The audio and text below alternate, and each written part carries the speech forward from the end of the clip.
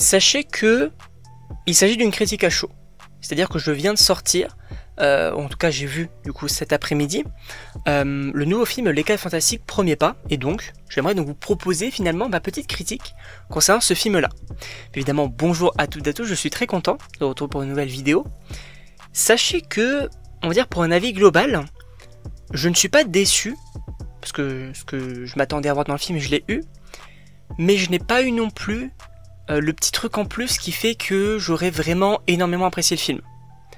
Il y a des défauts, mais je trouve que globalement le film est vraiment bien, ou en tout cas ça aurait pu être clairement pire, et je trouve que voilà, il y a vraiment, en tout cas le film fonctionne vraiment bien.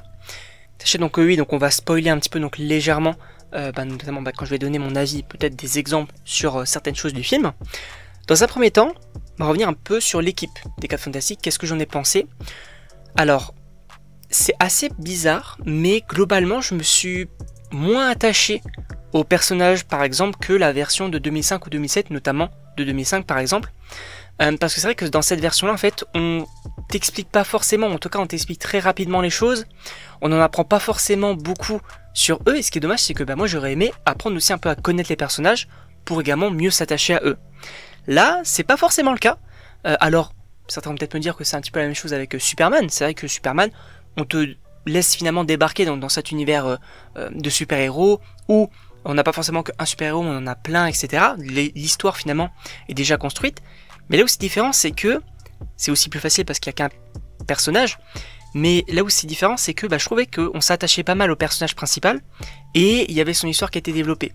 Là, on t'évoque les choses, mais c'est assez rapide finalement. Et aussi, ça peut être aussi un petit défaut pour moi du film, c'est pas forcément le montage, mais en tout cas la manière dont c'est raconté. C'est-à-dire qu'on pouvait supposer, il y avait même du coup des scopers qui disaient que voilà, le premier film, enfin, en tout cas la première partie du film, c'était vraiment concentré sur une sorte de récap de leurs exploits, de comment est-ce qu'ils ont eu leur pouvoir et tout. Mais on t'évoque que très peu de choses finalement, et c'est un peu dommage. Maintenant donc on peut revenir un petit peu donc, sur les personnages principaux. Alors déjà donc Reed Richards, qu'est-ce que j'en ai pensé?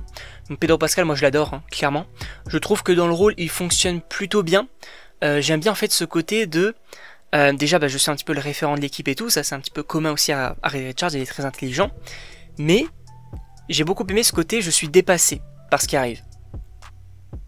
Parce que là on n'est plus forcément sur des menaces, on va dire terrestres ou en tout cas à notre niveau. Là on est sur du cosmique. Donc je ne comprends pas trop ce qui se passe, je ne sais pas trop comment affronter ça et tout.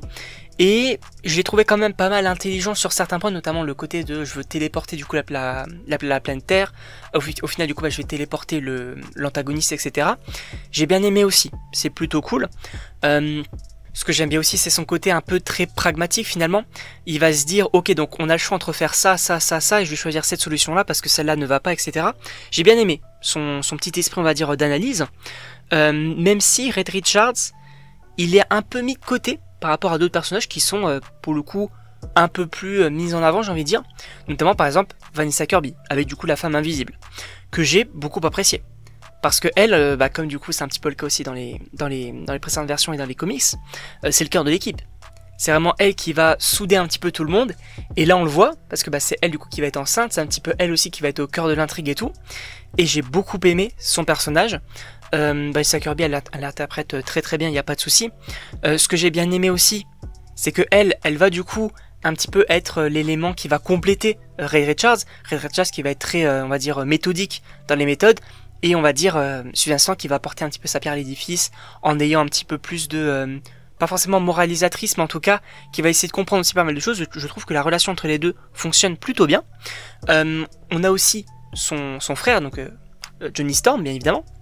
Et pour le coup, ce que j'ai beaucoup aimé, c'est que contrairement aux précédentes versions, on était vraiment sur voilà, celui qui voulait faire un petit peu ce qu'il voulait et tout. Alors je pense que Johnny Storm l'a été peut-être avant, parce que là ça fait quand même 4 ans il me semble qu'ils sont les 4 Fantastiques, donc peut-être qu'il a été avant ce côté un peu, voilà, un peu celui qui va être un petit peu de côté, qui va essayer de faire la fête et tout, voilà.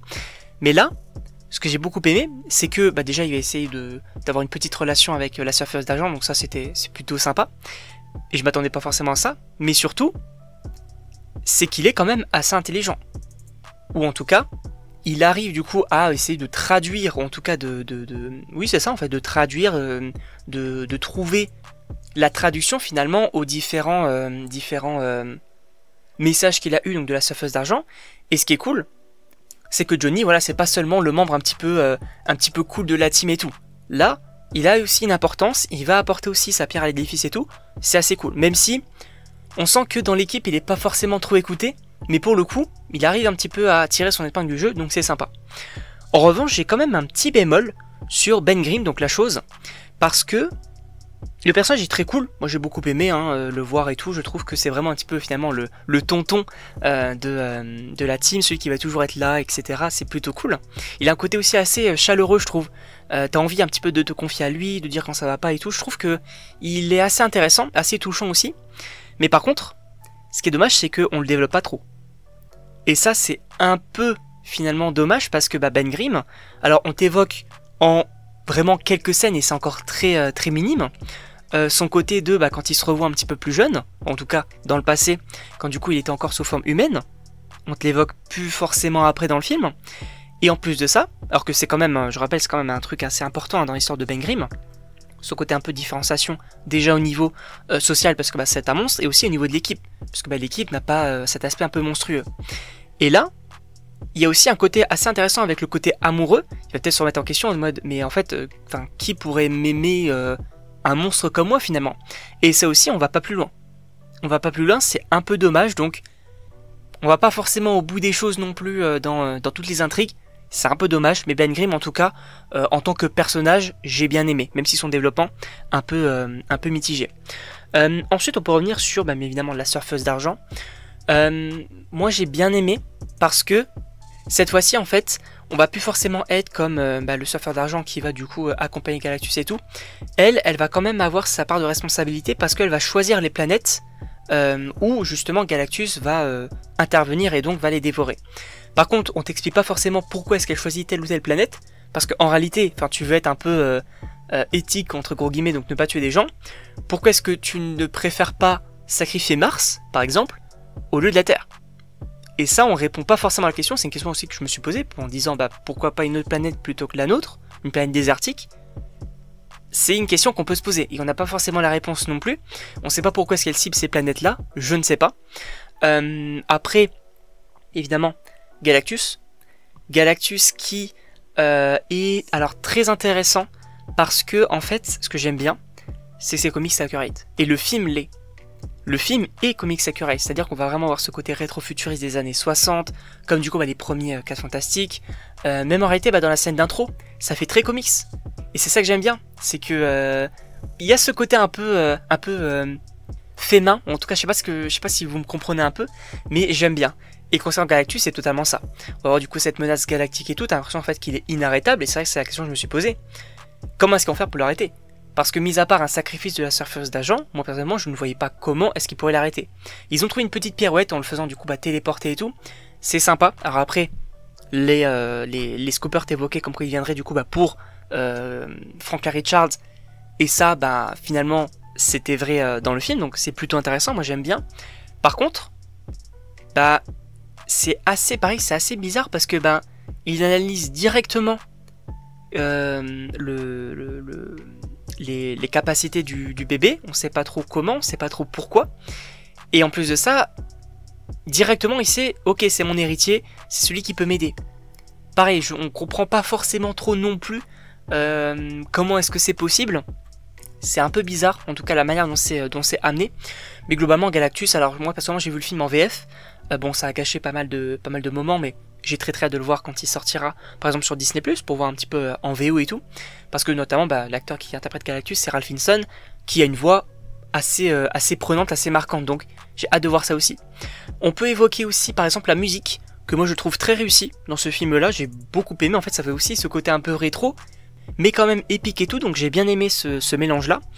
Au niveau des effets spéciaux, alors c'est très réussi à des moments, et à d'autres c'est vraiment laid. Par exemple, quand à la fin du film, quand on va voir le bébé notamment qui veut ressusciter Susan Storm, mais ça aussi on va en parler, le bébé est vraiment mal fait.